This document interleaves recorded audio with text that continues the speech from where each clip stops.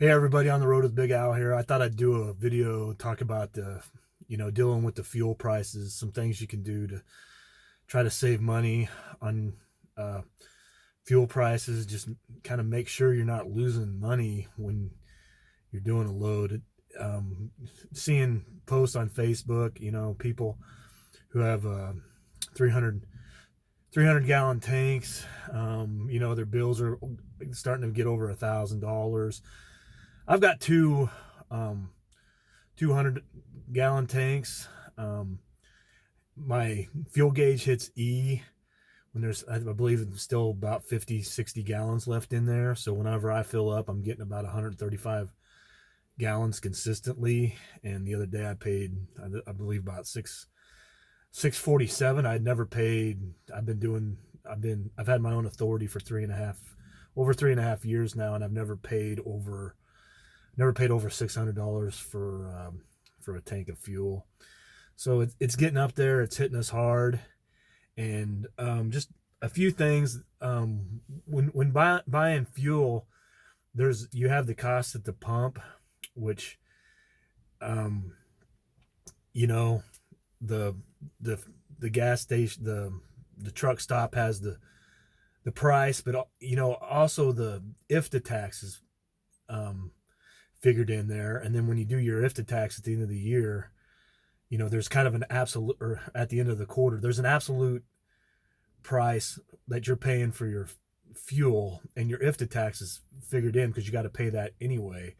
So like for instance, some states, like I'm going to use Illinois and Missouri because they're right next to each other, and I go through both of them all the time. Right now, currently, at 17 cents for 17 cents in Missouri, and it's 47 cents in Illinois. So um, it's 30 more cents. You're paying 30 more cents for the tax in Illinois. So if you're looking at the prices and say it's 25, the price is 25 cents more in Illinois, the actual price you're paying for fuel would be a nickel cheaper. I usually don't pay attention to stuff like that. I don't think it's that big a deal. So I just kind of look for the lowest price fuel. But I was watching a video a guy did, and it was pretty interesting when basically he was saying when you're on a two states like that are right next to each other, and then on the border, the truck stops to compete with the cheaper fuel will normally, the absolute price will be cheaper in the higher priced state because they have to compete with the lower priced fuel tax state. So when you get done, you run your route and you run your miles through, you run your miles through Missouri and you run your miles through Illinois. When you do your IFTA tax, if you paid more tax, in you paid your tax in Illinois, but you drove in Missouri, you're getting money back at the end of you'll either get money back or not have to pay as much. So if you want to save a few cents, that's one way you can look at it. I also like these apps, Trucker Path. You can put in your route and it'll have every single fuel stop that's on the way, and it'll tell you what the fuel price for every single stop. So you can kind of look at your route and then pick whichever place is the cheapest to buy fuel. Trucker Path has one, and I use the app Mudflap. I've kind of talked about them in other videos, and you can put your route in there, and it has all the Mudflap stops, the discount. You kind of just look at it, and I'm buying here. A couple days ago when the price went up 50, 60 cents a gallon, you had some places that hadn't raised their prices yet, and it was literally finding a 50, 60 cent difference. Just 10 miles down the road, one place I paid 383 for fuel, and everywhere else was 440, 450 a gallon. So you kind of look at that, you can kind of save some money. Also, when we're booking these loads, one thing I've noticed is a lot of these loads will have the brokers. They seem, when the prices start going up, they try to keep the price they're going to pay as low as they can.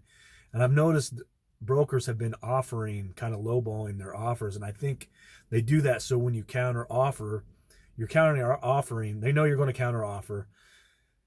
They're hoping you counter offer less than what they have to pay. And if you look at I have the DAT load boards, and the DAT load boards will tell you what the 30-day average for a certain lane is.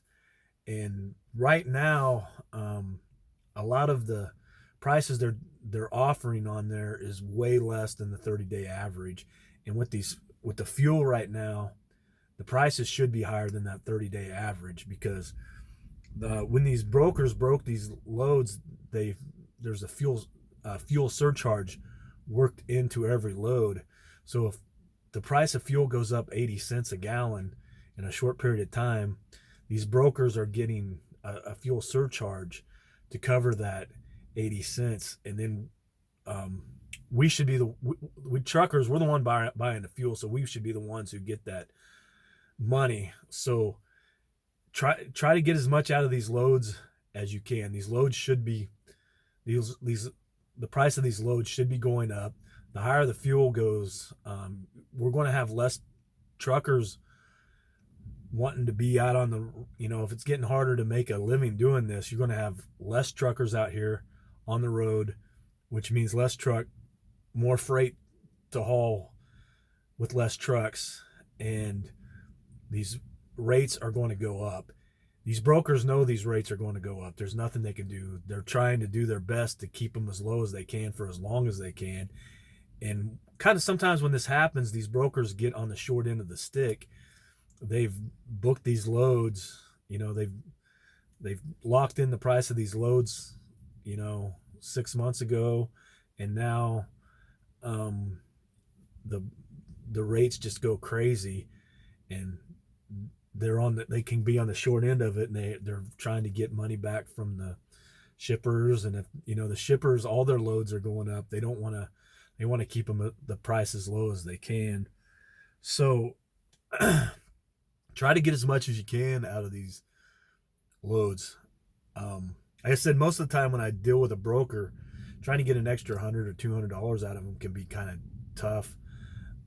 C.H. Robinson, for instance, they've had a book now load, and the price they've offered me for quite a while has been pretty close to, like, I call in and try to get another 50 or 100 out of it. There for a while they weren't giving me anything because they were offering me as close to that price as they could. But just the other day I booked a C.H. Robinson load, and I asked for an extra. I thought what they were offering, that was offering 1,800, and I was thinking it should be around 23. I said I'll do it for 23. They came back at me and they accepted the 23 really within a minute or two. So you're offering 23, they see that, they jump on it in a second. They're hoping somebody, they're hoping they offer 17, 18 and somebody comes back and offers 2,000 and they'll take it. But they're, they know what the rates are going to be and what they should be, and they're just hoping that their first offer comes in, and then your first offer comes in lower than what they want to actually give. This, we go through times like this. There's always ups and downs in the trucking industry, and you just kind of got to do what you can do. My best advice is don't take loads for cheaper than you think they have to. If you have to deadhead somewhere, deadhead. Don't haul cheap freight. When you haul cheap freight, it lowers the price down for the next truck driver. If you leave a load there, if you leave a load there and it doesn't get picked up, they have to find somebody to pick that load up, or it's just going to sit there. Eventually they're going to have to find somebody and pay a pay price. Don't take a loss on a load just because it needs to get you home or something, because that'll drive the prices down. We're all kind of in this together. Get the most you can out of these loads.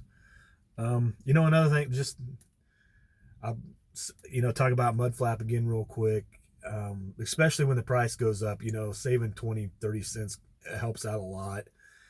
And I got mud. I use Mud Flap. I use it pretty much 90% of the time when I get fuel. Just an app. I'll put the link in the description and in the comment section. Download the app. It's free to use. If you use my link, you'll get $10 free fuel. I'll get $10 free fuel.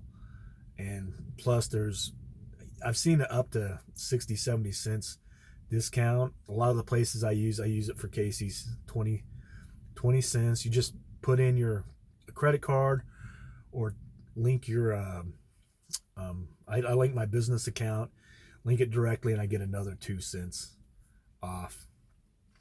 It's, just guys, stay safe out there.